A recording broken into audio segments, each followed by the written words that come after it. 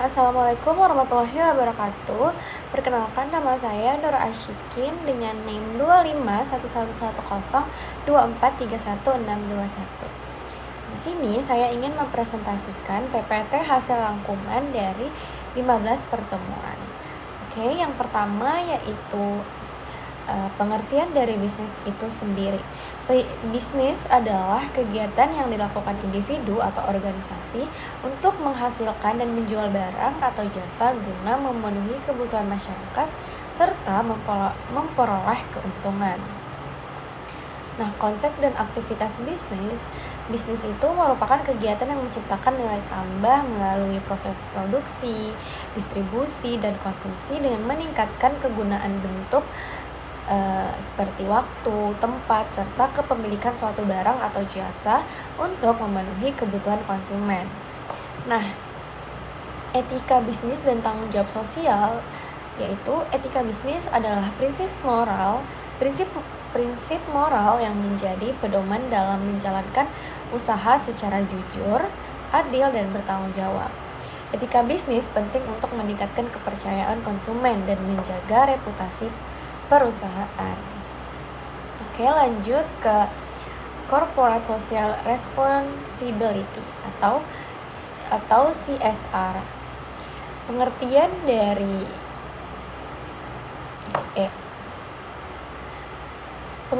dari CSR ini tanggung jawab sosial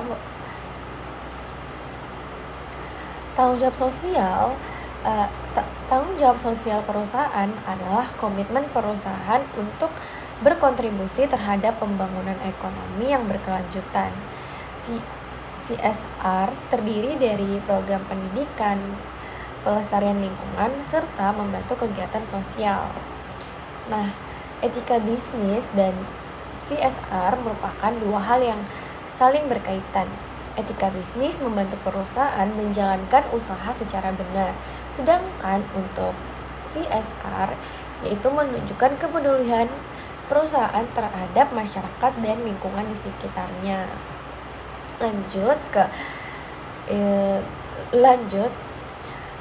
ke bisnis global. Bisnis global adalah kegiatan usaha yang dilakukan antar negara melalui perdagangan, kerjasama, atau investasi untuk menjangkau pasar internasional. Bentuk bisnis internasional yaitu seperti ekspor dengan kegiatan menjual barang atau jasa ke negara lain. Sedangkan impor adalah kegiatan membeli barang atau jasa dari luar negeri.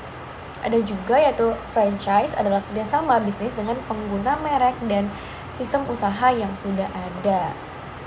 Lanjut yaitu joint venture adalah kerjasama antara dua atau lebih perusahaan dari negara berbeda untuk menjalankan usaha bersama. Nah, lanjut. Bisnis global itu terdapat manfaat, yaitu bisnis global membantu perusahaan memperluas jangkauan pasar hingga mudah untuk ke berbagai negara dan juga dapat meningkatkan keuntungan melalui penjualan yang lebih besar sampai memungkinkan perusahaan memperoleh teknologi dan pengetahuan baru. Nah, tetapi selain mempunyai manfaat, bisnis global juga terdapat hambatan ekonomi. Contohnya seperti bisnis global selain mempunyai manfaat tetapi juga mempunyai hambatan. Salah satunya yang lagi ramai saat ini yaitu hambatan ekonomi. Perbedaan tingkat inflasi dan perubahan nilai tukar mata uang dapat mempengaruhi biaya serta keuntungan perusahaan. Nah, lanjut yaitu bentuk kepemilikan bisnis. Bentuk kepemilikan bisnis secara garis besar dibedakan menjadi entitas korporasi yang berbadan hukum dan non-korporasi yang tidak berbadan hukum.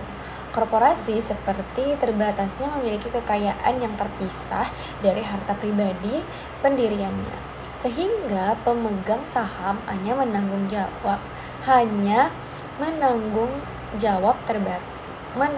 tanggung jawab terbatas sebesar modal yang disetor, serta kepemilikannya mudah diperjualbelikan melalui saham.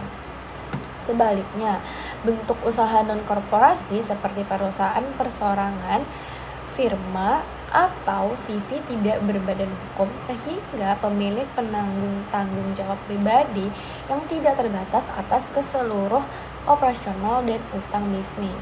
Meskipun demikian, bentuk usaha non-korporasi ini memiliki keunggulan berupa proses pendirian yang jauh lebih mudah, kebutuhan modal awal yang relatif lebih terjangkau, serta fleksibel yang tinggi dalam pengelolaannya sehari-hari. Nah, lanjut ke kewirausahaan. Kewirausahaan adalah kemampuan seseorang dalam menciptakan pengembangan dan mengelola peluang usaha baru yang bernilai ekonomi. Seorang wirausahawan dituntut memiliki kreativitas, inovasi, keberanian mengambil risiko, serta kemampuan melihat peluang pasar. Business plan adalah dokumen tertulis yang berisi perencanaan usaha secara menyeluruh. Isinya mencakup analisis pasar, strategi pemasaran, struktur organisasi operasional bisnis, serta proyeksi keuangan. Business plan berfungsi sebagai panduan dalam menjalankan usaha serta menjadi alat untuk menarik investor atau memperoleh pendanaan. Nah, lanjut ke yaitu lingkungan bisnis dan sistem ekonomi Indonesia. Lingkungan bisnis adalah segala faktor yang mempengaruhi aktivitas perusahaan baik dari dalam atau internal maupun luar atau eksternal.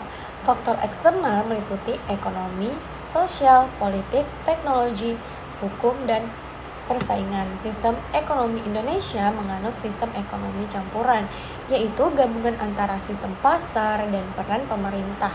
Pemerintah berperan dalam mengatur sektor strategis dan menjaga stabilitas ekonomi, sementara sektor swasta berperan dalam kegiatan produksi dan distribusi.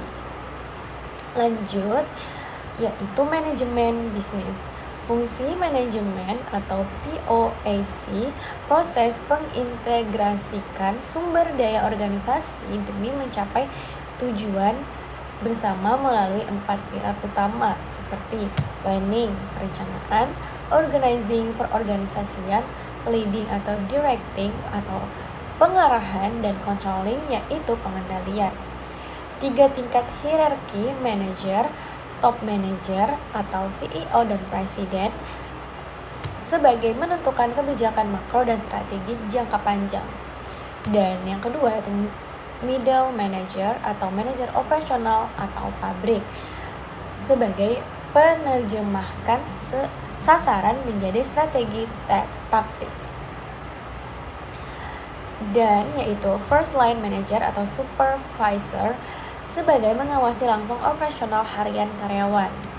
5 keterampilan dasar manajer, yaitu kunci efektivitas manajer di bidang SDM, pemasaran, hingga keuangan bersumber pada keahlian konseptual, pengambilan keputusan, hubungan manusia, manajemen waktu, dan teknis.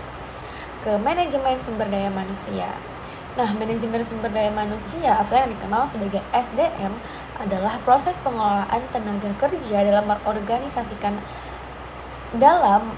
organisasi agar dapat memberikan kontribusi maksimal.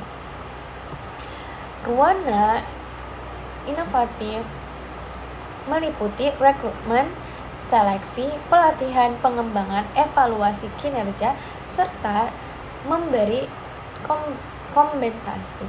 SDM merupakan aset penting perusahaan karena kualitas manusia sangat menentukan organisasi, motivasi, kepemimpinan, dan lingkungan kerja juga berpengaruh terhadap produktivitas. Lanjut ke faktor produksi. Manajemen operasional berpusat pada transformasi input menjadi output yang bernilai. Kemudian bercabang ke 4 area besar. Yang pertama yaitu menciptakan nilai dengan menghasilkan kegunaan bentuk, waktu, dan tempat baik lewat produk fisik maupun jasa. Kedua yaitu perencanaan kapabilitas, yang strategi operasi kualitas seperti kualitas, biaya, fleksibilitas dan kendala. Diturunkan ke 5 elemen: kapasitas lokasi, tata letak, kualitas, dan metode kerja. Yang ketiga yaitu strategi produksi. Barang menggunakan make to order atau make to stock. Jasa dibedakan oleh tingkat kontrak pelanggan atau rendah versus tinggi. Dan yang keempat atau yang terakhir yaitu penjadwalan proyek. Grafik Gantt untuk pembagian langkah kerja. Bangan untuk urutan aktivitas dan jalur kritis. Oke, lanjut yaitu ke produksi. Produksi adalah proses pengubah input atau bahan baku menjadi output berupa barang atau jasa yang memiliki nilai tambah. Proses produksi dapat dilakukan secara manual maupun menggunakan teknologi modern. Tujuan untuk produksi adalah memenuhi kebutuhan konsumen secara efisien dengan kualitas yang baik dan biaya yang optimal. Nah, lanjut yaitu pengendalian produksi. Produksi adalah proses mengubah input bahan baku menjadi output berupa barang atau jasa yang memiliki nilai tambah. Proses produksi dapat dilakukan secara manual maupun menggunakan teknologi modern. Lanjut ke manajemen pasar. Manajemen pemasaran. Manajemen pemasaran adalah proses perencanaan dan pelaksanaan strategi untuk menciptakan, mengkomunikasikan, dan menyampaikan nilai kepada pelanggan. Kegiatan utama pemasaran meliputi yang pertama yaitu segmentasi pasar, kedua targeting, ketiga positioning, keempat promosi, dan yang terakhir itu distribusi. Lanjut ke pengelolaan keuangan. Pengelolaan keuangan adalah proses perencanaan, perorganisasian, dan pengendalian keuangan perusahaan. Tujuan utama pengelolaan keuangan adalah menjaga stabilitas perusahaan dan memastikan pengguna dana secara efektif. Lanjut ke transformasi digital, yaitu perubahan proses bisnis melalui manfaat teknologi digital. Digitalisasi membantu meningkatkan efisiensi, memperluas pasar, serta mempercepat pengambilan keputusan. Namun, perusahaan juga harus beradaptasi dengan perusahaan teknologi dan kebutuhan SDM digital. Bentuk transformasi digital seperti e-commerce, cloud computing, big data, artificial intelligence, dan otomatis proses bisnis.